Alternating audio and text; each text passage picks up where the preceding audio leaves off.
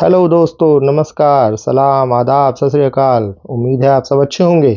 मैं आपका अपने चैनल पे स्वागत करता हूं और आगे बढ़ने से पहले मैं आपसे अनुरोध करना चाहूँगा, आपसे रिक्वेस्ट करना चाहूँगा कि मैंने इसी चैनल पे एक लाइफ स्किल्स नाम से प्लेलिस्ट बना रखी है, जिस पे मैंने जीवन की अलग-अलग समस्याओं से जूझने के बारे में उपाय बता रखे हैं। यदि आप उन वीडियोस को देखेंगे तो आप अपनी समस्याओं से बेहतर तरीके से निपट पाएंगे, और यदि आप सरकारी नौकरी की तैयारी कर रहे हैं तो उन तरीकों को अपना के आपको सरकारी नौकरी में भी सफलता मिलने का जो आपका अनुमान है, जो आपका अनुपात है, वो बढ़ जाएगा। तो मैं आपसे अनुरोध करता हूं कि आप लाइफ स्किल्स नाम की प्लेलिस्ट में जितने वीडियो दिए गए हैं आप उनको ज़रूर देखें और उनसे लाभ उठाएं। चलिए तो आते हैं अब आज के विषय पे।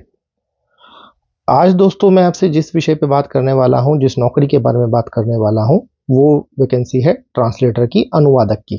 जी हाँ, अनुवादक, सही सुना आपने। अनुवादक की बात करें तो यहाँ पे दो स्तर पे भर्ती होती है। एक होती है जूनियर ट्रांसलेशन ऑफिसर और एक होती है सीनियर ट्रांसलेशन ऑफिसर। पहले जूनियर ट्रांसलेटर और सीनियर ट्रांसलेटर कहते थे इसको। जूनियर की बात करें तो यहाँ पे आपको लेवल 6 में भर्ती होती है, और सीनियर की बात करें तो लेवल 7 में भर्ती होती है। मोटा मोटी देखेंगे तो दोनों की सैलरी में लगभग 10 से 12 हज़ार का अंतर आपको देखने को मिल जाएगा। जहाँ जूनियर की सैलरी लगभग 70,000 होगी, तो वहीं सीनियर ट्रांसलेटर की सैलरी 80,000 से ऊपर ही मिलेगी आपको। जी, तो बात करते हैं कि ये भर्ती प्रक्रिया कैसे होती है और कब होती है।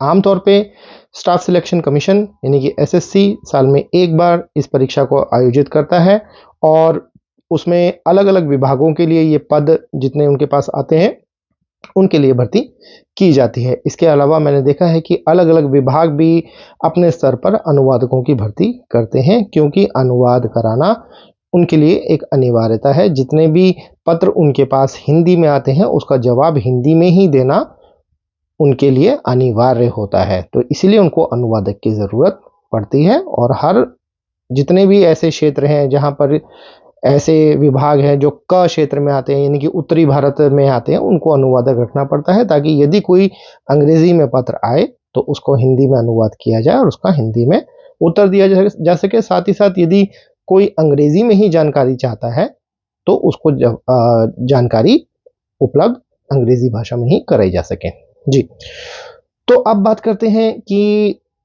अनुवादक की जो भर्ती प्रक्रिया है उसमें होता क्या है।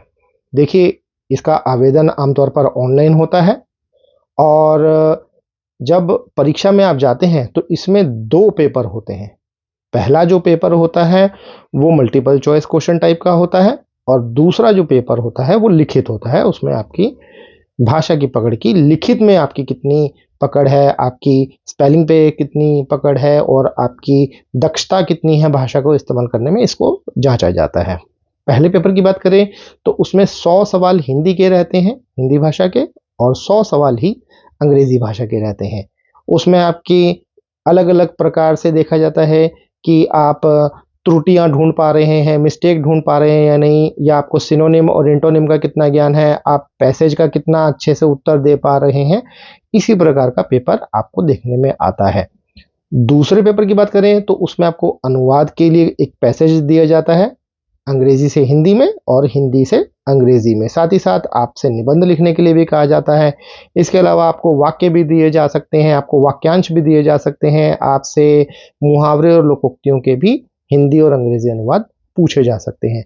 ये परीक्षा इतनी आसान नहीं होती है, इसके लिए आपको बहुत अच्छी तैयारी की ज़रूरत पड़ती है, और तैयारी के लिए आप चाहें तो बाज़ार से अच्छे अच्छे पब्लिशरों की किताब है वो आप खरीद सकते हैं, और आपने ग्रेजुएशन में हिंदी पढ़ी हो या इंग्लिश पढ़ी हो तो उसका भी आप दोबारा से अध्ययन कर सकते हैं।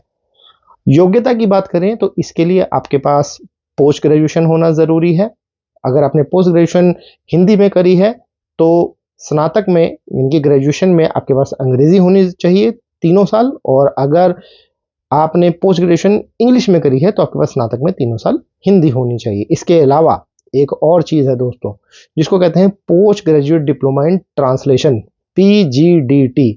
ये आप दिल्ली यूनिवर्सिटी से भी कर सकते हैं और इग्नू यानी कि Indira Gandhi national open university वहाँ से भी ये डिप्लोमा आप कर सकते हैं, जो कि एक अनिवार्य यहाँ पे योग्यता बना दी गई है एसएससी के द्वारा। हालांकि अभी भी कई जगहें ऐसी है जहाँ पर कि पीजीडीटी को अपनाया नहीं गया है और ये भर्ती की जा रही है स्नातकोत्तर के स्तर पर।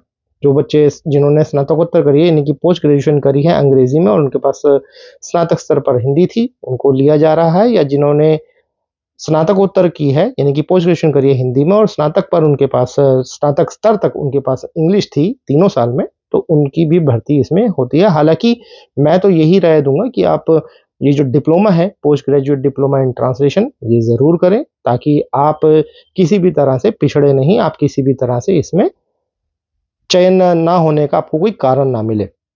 तो दोस्तों ये जानकारी थी अनुवादक के परीक्षा के बारे में। मुझे उम्मीद है कि आपको ये जानकारी पसंद आई होगी।